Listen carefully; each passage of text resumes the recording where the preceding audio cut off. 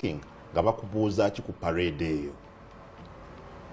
Baali babuuza abantu abagirimu nti bonna mbogera amannya gaabwe. Whoever participated in that illegal parade will be brought to court. Have you heard about it? I saw the statement. Exactly. Exactly. Whoever participated in that illegal debate will be brought to the books. Era omukono gw'amateeka gwa kumulamula. Ensonga ya debate oba ensonga ya parade aba NUP gye baakola gye buvuddeko omwezi ogwokubiri omwaka 2025 nga gutandika. Erabika buli lunaku olukya eyongera kulanda nga mabeere gambwa ebintu si birungi n'akamu. Kati ngenda kubanga nkubira torch ku byaliwo at the same time nkuleete up to speed n'ebiriwo essaawa zino. Parade eyogerebwako yeeriwa era biki ebyaliwo mukadde ako mukwano gwange.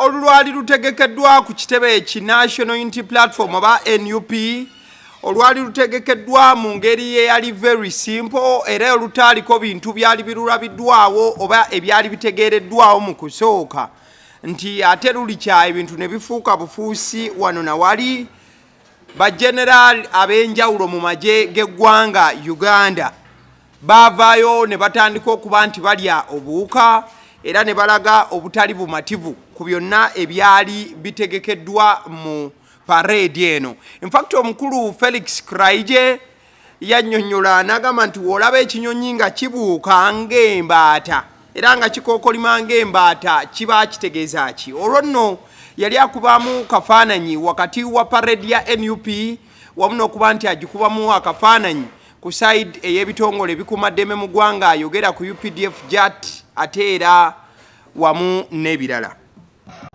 Bembadde mulaba bano baki bemulabye wano olwaleero baki bakoze batya badde mu nnyiriri siwe guli badde mu kukumba siwe guli bali bakoze eki bakumbye bali mu nnyiriri bali mu uniform bwolaba ekinyonyi nga kibuuka ng'embaata kikookolima ng'embaata kiba kiki I have asked you, when a bird croaks like a duck, walks like a duck, what is it? What is your message to those people? Yeah. Our message is very clear. If you don't want to be tried by the General Court Martial, don't behave like a soldier. You behave like a soldier, you qualify yourself. Why are you concerned now? All along we have been telling you, you took us to be against them. Now you are worried because you have seen military drills being done. Why are you worried? Muchinywereremu mwachiwagira.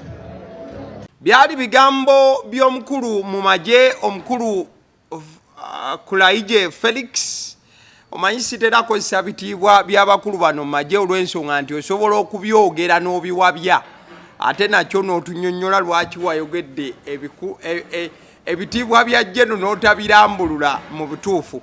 Wabula Lieutenant Jeno Nalweyiso oba maama Nalweyiso naye yavaayo mu bigambo byeyogera abandi balowooza nti yali alengeza omukulu watwala ekibiina ki National Unity Platform His Excellency Bobi Wine nga nnyonnyola ng'akavubuka bwe kaayita mu luseregende lw'abo abaali beeyise abakuumaddembe oba ab'amagye oba abasirikale wabula nga yali yayogera ku ba foot soldier in that line at the time.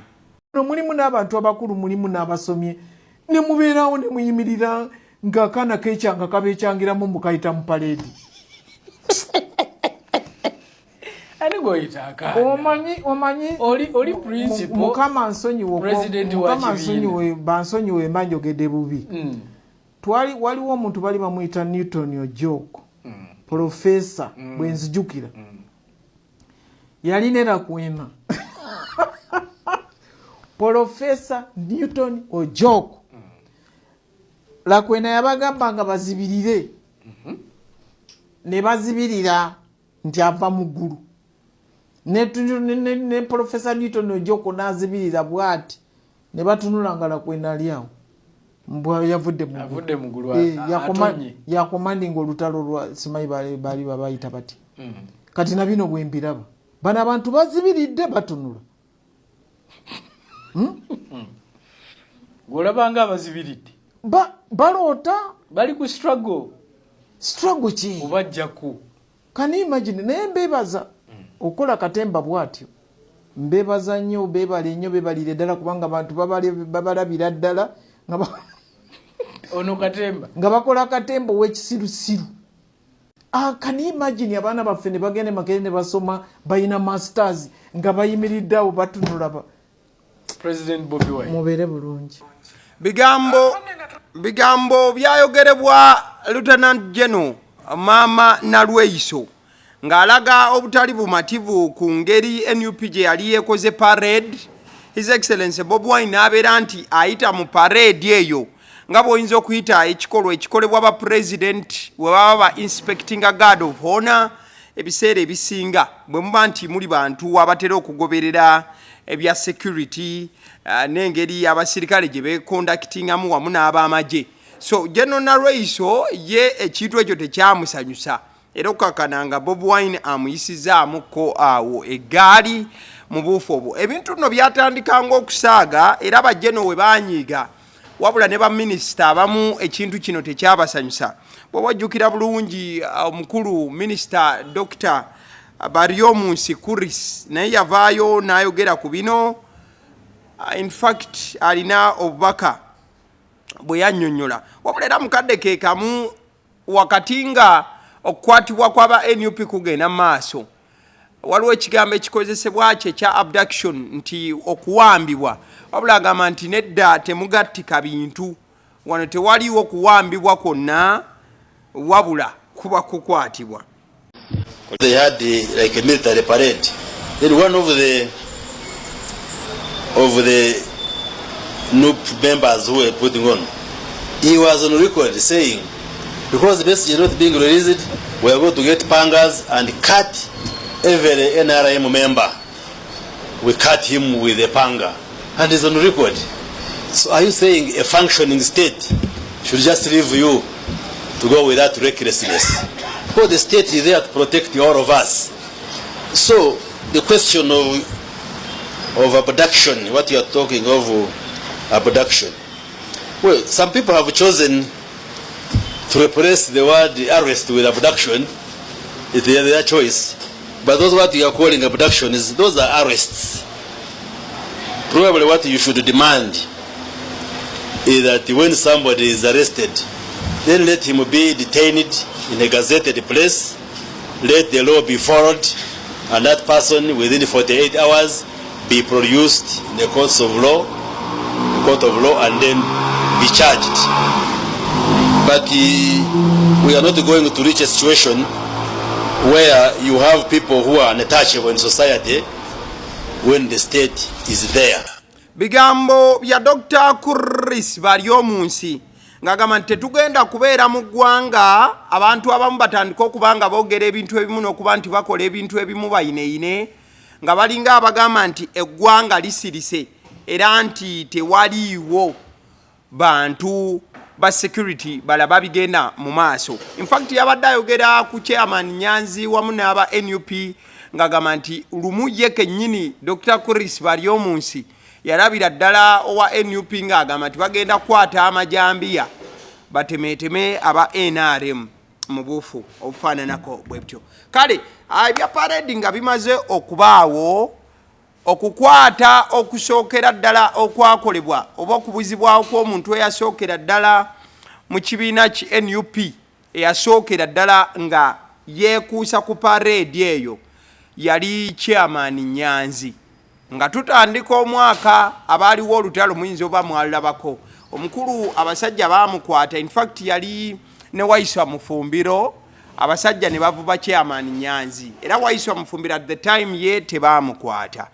Nzijukira bulungi nga muwala we avaayo era yali obuuka bw'amaanyi nnyo ku kukwatibwa kwa taata we at the time.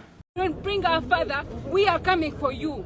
Muhoozi has been threatening us on social media, laughing with all his goons. That is hypocrisy. That shows that you have no skill as an adult to know the impact, the burden you're putting on children, on mothers of the people that you've abducted. Well, this time, we are going to come to you. We are tired of speaking on the media. We are tired of posting. We are tired of exposing you on social media. We are going to attack you wherever you are and get our parents back. I am coming for my dad. Better release him before I reach wherever you are. Bigambo bya muwala wa chairman Nyanzi bwe yayogera n'agamba nti tukooye okwogera ku social media, tukooye okubaanika ku social media, kati tugenda kubalumba eyo yonna gye muli. Obubaka yali abuweereza General Muhoozi Kainerugaba CDF w'eggwanga ng'amugamba nti tugenda kubalumba eyo yonna gye muli, musaaga n'okusaaga. Kitange mumukomyewo mumunzirize ate n'abalala bonna be mwasiba oba boyinza okuyita ba political prisoners. In fact I remember oluvannyuma chairman Nyanzi ateebwa wabula zaalina kunnya zokka chairman Nyanzi ze yawambibwa oba ze yamalanga abuziddwawo. In fact I remember yafulumanga ennaku z'obwezi zaali 21 February era Bob Wine yakola posting abo giraba ku screen yaregamba nti after 4 days of incommunicado detention and torture, our head of mobilization, Chairman Nyanzi Fred, has been driven from CMI torture chambers and dumped near his home. Thank you all for raising your voices. Keep the pressure on. Free Uganda. So Bob Wine yali annyonnyola ekyokubeera nti Chairman Nyanzi abasajja baamuvuga yali amaze ennaku nnya mu buwambe. Abasajja baamuvuga okuva ku CMI gye baali bamutulugunyiza ne bamusuula okumpi n'amakaage. Era Bob Wine yalagira bannayuganda okusigala nga tebajjeeko kigere. Chairman Nyanzi bw'amala okuvaayo mu buwambe yonna gye yali yatwaliddwa ku lw'ensonga z'abaana abaakola parade ku NUP, Chairman Nyanzi yayogera lwatu ku biki ebyaliyo ng'abasajja bamuwambye. Era wano we yayogerera n'ekyamazima nti abasajja baamubuuza lisiti y'abaana bonna abaali mu parade eno. Chairman Nyanzi had this to say. Asking nga bakubuuza ki ku parade eyo? Baali babuuza abantu abaagirimu nti bonna mboogera amannya gaabwe. Parade kamegere nga bambuuza amannya gaabwe bonna abalimu. Tebandaga bukyambwa parade naye nga bandaga nga bageza kumbuuza abantu bambuuza bubuuza abantu ki abaali nti njogera amanya gaabwe gonna nengezaako okubabuulira amanya agalimu bemmanyiko abatonotono. So aba security wababuulira kugamu kumanya. Exactly. Didn't you expose them? Why not expose them? Cameras expose. We do expose the things for which you don't you think you put them to a risk of being arrested as well? So chairman Nyanzi yakakasa bulungi nti abasajja we bamugombamu obwala ne bamutwala. Bwe yatuukayo abasajja bamubuuza nti tubuulira amannya g'abantu bonna abaali mu parade eno. Chairman Nyanzi agamba nti buli linnya lye yasobola okubanga ajjukira yalibuulira abasajja. N'abagamba nti mu parade ye yaliwo mwalimu gundi ne gundi ne gundi ne gundi. Ku mannya ge yali asobola okuba nti akola ki ayogerako. Oluvannyuma nga Chairman Nyanzi amaze okuwambibwa akaseera tekaali kawanvu nnyo. Edward Sebuufu abasajja ne bamulya. Bamusanga mu bitundu by'emukono eyo alina omukolo gwa munna NUP gwe yali agenzeeko. Mukadde nga ayolekera okudda e Kampala. Abasajja bamusalako abaalina emmundu nga abamu tebalina mu uniform era ne bamutwala. In fact Edi Mutwe yamala ennaku nga talabibwako wantu wonna.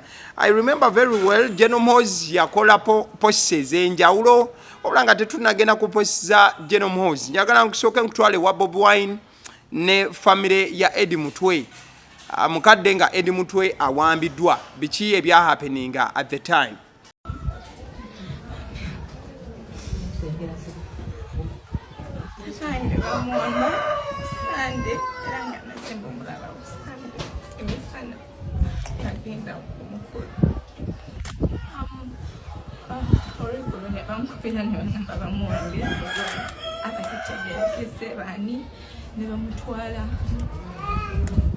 Twamala ennaku eziwera nga tetumanyi gyali. Bali budde bwa kiro ne batuwa ebifaananyi nga bamukuba ali bwere mu basement. Nsaba bambi talina musango tutange tazangako musango kujja kulwanirira eddembe ly'abantu. Be strong. They're strong. He's a strong man. He's really a strong man. And what I'm asking is that Bamukomyeunga Mulam Koba able to chimchenina ye. Ye kabwenina Yangana number to see a strong leader, runner, name and Bulunji. They are strong. Muna mugumugwe mukulu gumya banno era ngamba kumyangezaako naye waliwo tukale bizitowa ng'owulira ozitowa. Eyo yembeera famire ya Edi Mutwe gye yayingiramu oluvannyuma lw'okuba nti taata yali awambiddwa era ng'atwaliddwa. At the time kyali tekinnamanyika wa Edi Mutwe gye yali ali, wabula oluvannyuma Jeno Muhoozi yafulumya ekifaananyi kya Edi Mutwe era n'ateekako obubaka obwali buwererako ddala. Alina we yagambira nti I can't release Edi now, it will be unfair to me and him. He is learning Runyankore and we are both training for Kabobi. Wanono Jeno yali agamba nti tasobola kubanga ata Edi Mutwe mu budde obwo olw'ensonga yali ali mu kumuyigiriza Runyankore n'okuba nti baali beetegekera ebikonde ne Bobi Wine. Era yagattako n'agamba nti Edi is looking very smart these days. The boys have tuned him well. He salutes Muzei's picture every day before breakfast. General Moses n'annyonnyola n'okunnyonnyola ekyokubeera nti Edi Mutwe baali bamusazeeko ekirevu kye kyonna nga talina kaviiri konna ku mutwe ne face. Era n'agamba nti mwana mulenzi yali alabika bulungi ebitenkanika olw'ensonga nti abalenzi baali bamukozeeko bulungi. Mukadde ke kamu General Moses yagattako, I captured NUP's military commander like a grasshopper. If they keep on provoking us, we shall discipline them even more.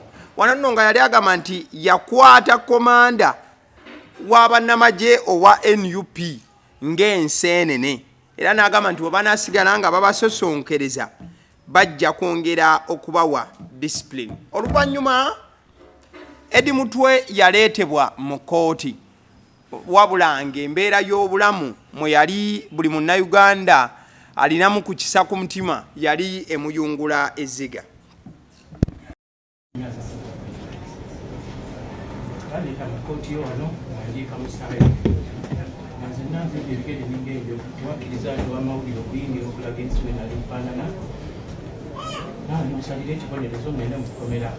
N'omusango gwasibyanga kumalira mu Ekomera kinabajja nkalestrator nenga ndalaba nge yali amaze okukola ekibonerezo ekyampeebwa nakuba entengo zino zaali nkumbi nabalamukiingo ngali masi naye wagamba banfu obujjanjabi obw'enjawulo mirapeinikira 12 buli lunaku siifunanga bujjanjabi businga buno kongo kulekaalintayo emikono nga bagitemako bagitemakobagitemako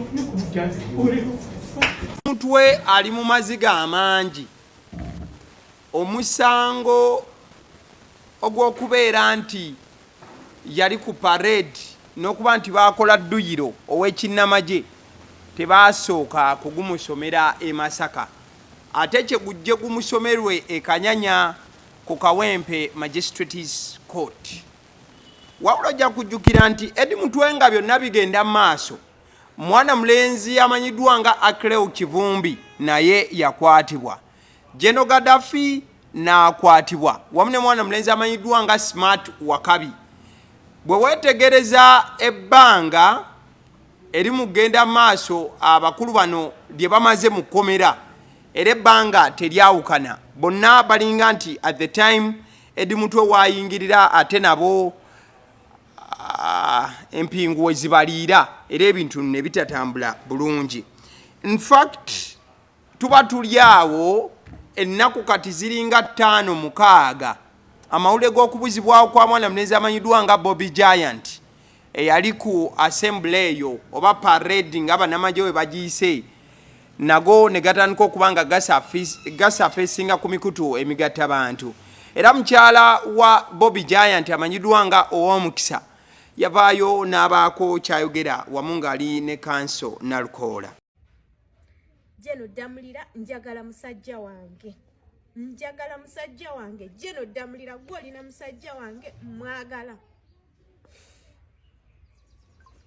Bigambo byali bya mukyala Ow'omukisa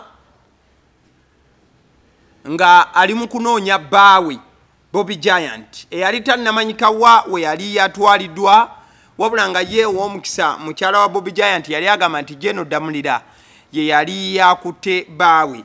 Oluvannyuma sajja bagize ne bamukwata emmotoka eri awo ekute Bobby Giant. Tuva kulaba batuuze baffe ab'omunnammere ne Tula Zone babadde balina okwemulugunya kwabwe olw'obukyafu obuyiibwa mu mwala ne bukulukuta nga buva mu kkolero erimu. Tumaliriza okulaba byonna nga tumaze n'okusalawo kiki tugenda okuzzaako. Naye mu kuyingira emmotoka nze oluyingidde mu lujja olw'omu maaso Bobby Giant n'ayingira emabega nga tutuuse okusimbula tuveewo tugende. Abasajja ne bajja ne drone ne batwekiika mu maaso ne bavaamu n'emmundu emigemera wala nga basajja bangi nnyo bazze ku mmotoka zonna enzigi ne bazirumba naye ne batugaana okuvaamu ne balagira nti Bobby Giant ye afulume bamwetaaga. Babuuza nsonga ki nga tebatunnyonnyola bafuba kimu nti tumwagala gantewe batutaddeko embeera ey'okutulabula okutukalaatira nti temukozesa essimu zammwe gamba ng'okuba ebifaananyi. Weewo mu kaseera we baakwatira Bobby Giant omukulu kanso Ruyimbazi Elias Nalukoola yaliwo era baali bonna awo yali yatottola 4 n'akataano ku biki ebyali bibaddewo. Oluvannyuma omukulu Major General Felix Klaije yavaayo n'akakasa nti Bobby Giant abasajja be baamulina era nti n'ensonga yali emukwasizza nga bw'owulidde bali emabega b'enzize enkuttotolera yali nsonga ya parade eyategekebwa ku NUP. omusajja gombuliza Bobby Giant yakwatiddwa mu operation ekoleddwa poliisi n'amagye kuva lwe bakola parade eri ey'ekimpatiira ekavule so ali mu mikono gya poliisi agenda kuvunaanibwa ng'abalala baakwatibwa olw'ensonga eyo bavunaanibwa bagenda okuvunaanibwa oba bavunaanibwa. Bigambo bya Major General Felix Kulaije ng'akakasa okukwatibwa kwa Bobby Giant. Later we were yet to see Bobby Giant being arraigned.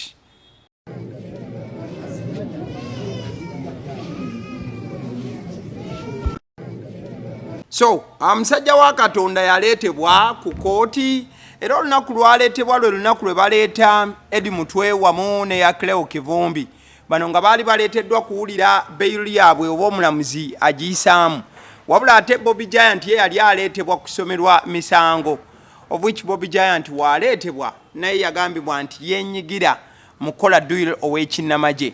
Wabula nga abawaabi ba gavumenti bonna torch bazikuba bazolekeza parade ye yaliwo ku kitebe ki the National Unity Platform. Wabula twabadde tuli ku kooti ate waiswa mufumbiro abasajja naye ne bamugombamu obwala. Waiswa mufumbiro at the time ey'okumukwata yabadde ne engineer Balimwezo Ronald Nsubuga. UAK bisatu nkaga munana stroke of K. Noah bamukutendi naye engineer Balimwezo nga nnyonnyola nti omusajja baali bamukutte nga bali bonna. Oluvannyuma tulaba ebifaananyi nga waiswa mufumbiro aleeteddwa mu maka ge. Wabula abasajja baali bamuleese kubanga bakola search ez'enjawulo. Ekyali kikubyamu toki nti osanga waaliwo okwetaaga okumanya oba ne waiswa mufumbiro ewaka yandiba nti yalina ebyambalo ebyekuusibwa ku ebyo ebyali ku parade olw'ekuba nti kyali kisuubirizibwa oba kyandisuubirizibwa nti naye omisango egikwatiddwa bonna abanna NUP naye gyandimutwaliramu. Engineer Balimwezo does more explanation ku ngeri y'omukulu gye yavubibwamu. Mwami Waiswa yakwatiddwa nga nabategeezezza eggulu twadde mu kooti netufuluma mu katono twadde ku kkubo abasirikale bazze nga bambadde uniform abamu tebali nga bakutte emmundu baadde bana bakutte emmundu ne babuuka mu mmotoka nabadde ne Waiswa bali kkubo era ne bagamba Waiswa linnya emmotoka tukutwalawa Wandege ya poliisi nalyoka ngamba nti bankutte nayingira nga smilinga kubanga amanyi talina musango era nayingira emmotoka ne bamuvuga Nuwa UAK n'ennamba endala 368 K ya silver nemutwala nemukkiriza tebadduse ku speed tebamukubye ukitegera bulungi era ne batambula bulungi nnyo ne bagenda kuki ne bakwate ku buli awandegeya netubagobera netubasanga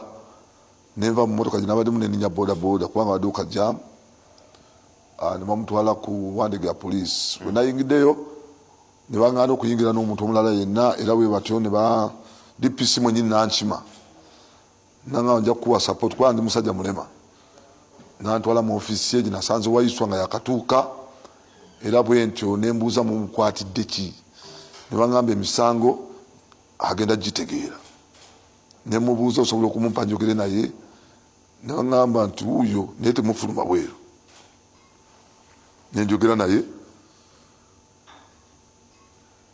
ne mubuuza waziza musango ki nangamba simanyi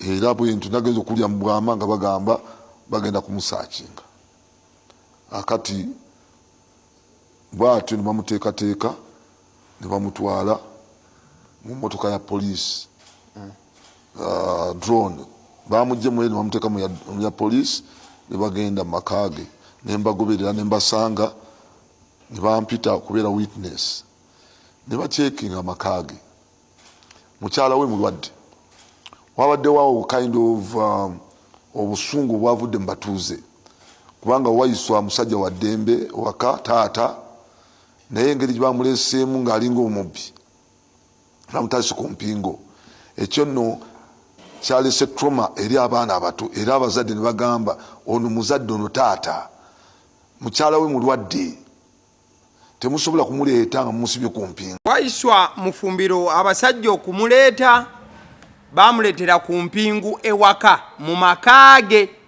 nga baleese okubeera nti asaakingibwa. Wabula emisango nga Waiswa Mufumbiro bamukutte tebasoose kuba nti bagimubuulira, wabula ate kye baakoze kyakuba nti bamutwala straight wakaawe okwekebejja ewaka okulaba oba bayinza okubaako n'obujulizi obwongera okumulumika ku misango egyamukwasizza weewaawo nga jjo gyabadde teginnategeerekeka.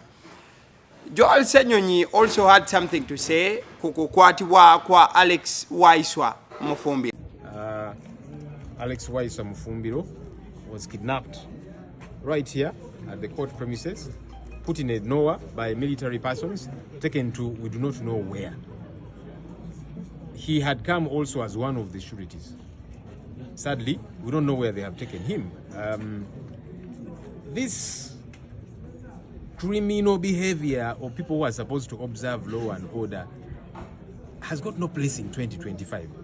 I want to challenge the military, police, and all those other outfits, because I saw Felix Kulaije on TV saying, yes, Bobby Giant was kidnapped because of unlawful drilling. I want to challenge whether it be Kulaije, but this might even be above his pay grade. Anybody who has got any matter with any of us, please summon us. We are going to show up. Make a list, whether it's 50 people, 100 people, whatever, saying all these people, Joel Senyonyi, whoever, write whichever list you want. Do summon us. We are going to show up. Whether you want us to come at Mbuya or CID or wherever, but this cowardly act of kidnapping people, now you take them to we don't know where, basements, beat them up. That's how Eddie Mutu was kidnapped and taken to the basement and beaten up. Now he's here on this file. That's very cowardly. It has got no place. If you are brave enough, do summon us. We are going to show up because we are law abiding and we shall listen to whatever it is. So we are still tracing to establish where Alex Waiswa might be. Hopefully he's safe and not being tortured. Bigambo bya Joel Senyonyi nga nnyonnyola nti afadhali tebandikutte Alex Waiswa Mufumbiro mu nkwata gye baamukuttemu. Era Joel Senyonyi yabadde agamba nti poliisi n'ab'amagye kye balina okuba nga bakola kyangu nnyo kubawandiikira kubayita beeyanjule wabula si kubanona mu ngeri ya kitiitiizi bw'etyo in a cowardly way nga bw'ayogedde Joel Senyonyi. Kale twabadde tuli awo amawulire ga Nubian nago ne gajja enkeera nti yabadde akwatiddwa, but we are yet to find out ku nsonga ki na biki byonna ebyabadde bigenze mu maaso. Nubian yabadde azze ku kitebe ekyabyakulonda awo Ntinda okunominatingibwa okwesimbawo ku bwa meeya Bonakawa division, wabula abasajja ne bamunywa ng'afuluma gate y'ekitongole ekitwala ebyokulonda mu ggwanga lyonna, the Electoral Commission.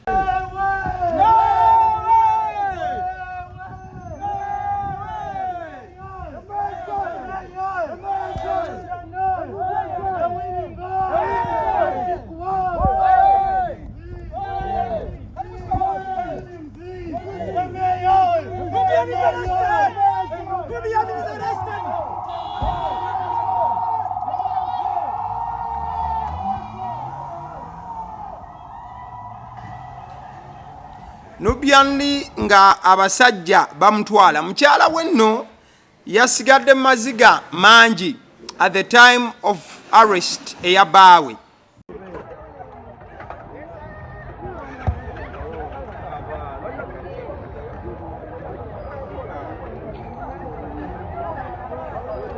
Kwatibwa kwa Nubian we kwajjidde Bobi Wine wamu n'aba NUP babadde bawerekeddeko Honorable Nambozi Betty bakireke oluvannyuma lw'okufiirwa taata we babadde saidize mabombo eyo nga bali mu kuziika.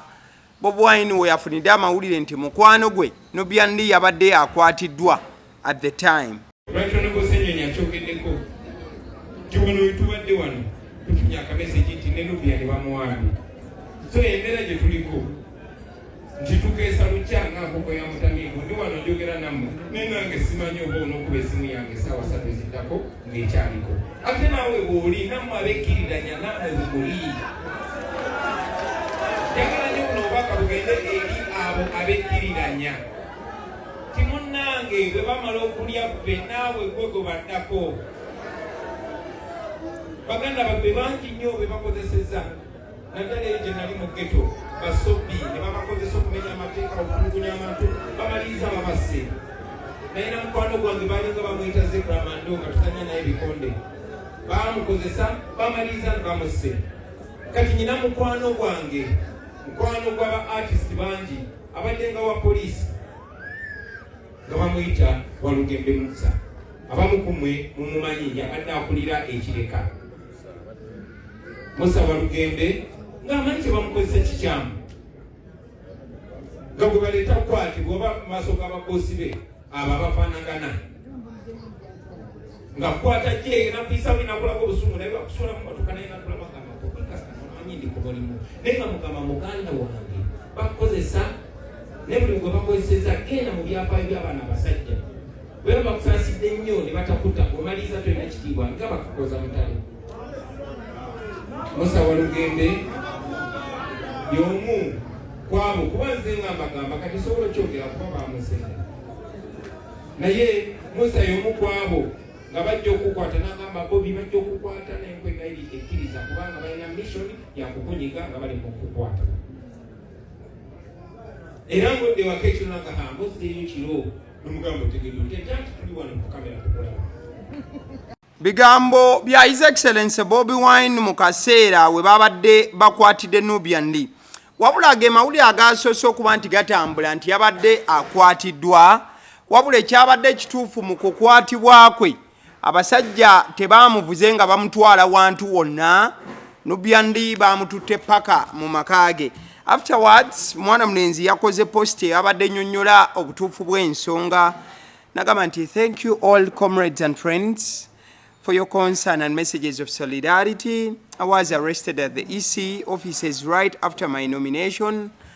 After being driven around in circles, they eventually dropped me off at home. They claimed I was planning to hold a procession. Crazy. So, Nubian yagambye nti mwebale nnyo ba comrades n'emikwano gye olw'okufaayo n'obubaka obulaga solida bwe mwamuweereza. Nagamba nti yakwatiddwa ku kitebe ky'Electoral Commission wabula abasajja batandise omuvuga nga bamwetoolooza mu zissaako oluvannyuma ne bamusuula ewakaawe era bagambye nti babadde basuubira nti yabadde ateekateeka okubaako engeri gy'akola olukuŋŋaana kye babadde tebakkiririzaamu. Oluvannyuma lw'ebyo n'omukulu Paul Mugambe ono yavuganya ne Nubian ku kifo kye kimu. Paul Mugambe yali mu kifo ekyo era teyaweebwa kaadi NUP neweebwa Nubian naye bamugombyemu obwala wabula twatageddeko nti naye abasajja bamuvuze bamuzza waka.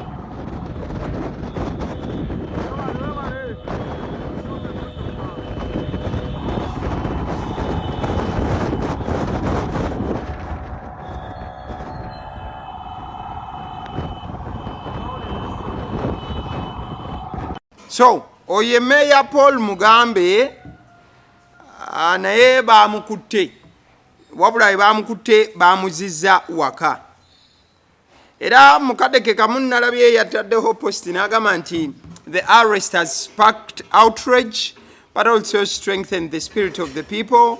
One Nakawa, one people, one Mugambe. Nga nnyonnyola byonna nga bwe byabadde.